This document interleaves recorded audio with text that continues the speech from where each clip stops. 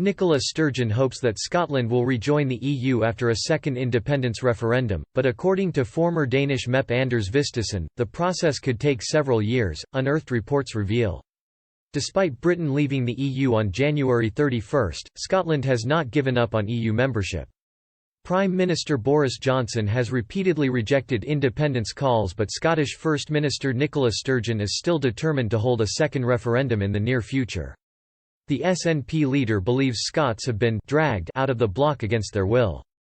However, while it can be argued that Brexit has made the case for Scottish independence stronger, it has also made it more difficult on a practical level.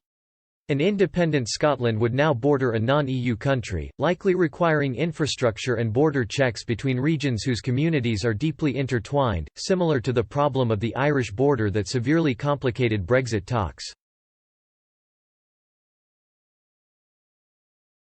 Scotland could also be rejected by Brussels due to its current deficit of 7% of GDP, unless it adopted a strict austerity programme from the EU as well as potentially adopting the euro. Moreover, new members can only be allowed into the bloc through a unanimous vote from the existing member states, and Holyrood would undoubtedly ruffle feathers if it were to join.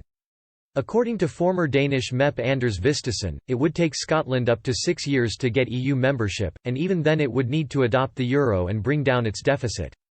Speaking to The Telegraph in 2016, Mr. Vistisen said, "Although there is a lot of sympathy for Scotland, the problem is the interests of having good relations with England massively outweighs helping Scotland." Mr. Vistisen's comments came after the Brexit referendum, as Ms. Sturgeon embarked on an extensive tour of European capitals, which resulted in a flurry of photo opportunities and press releases.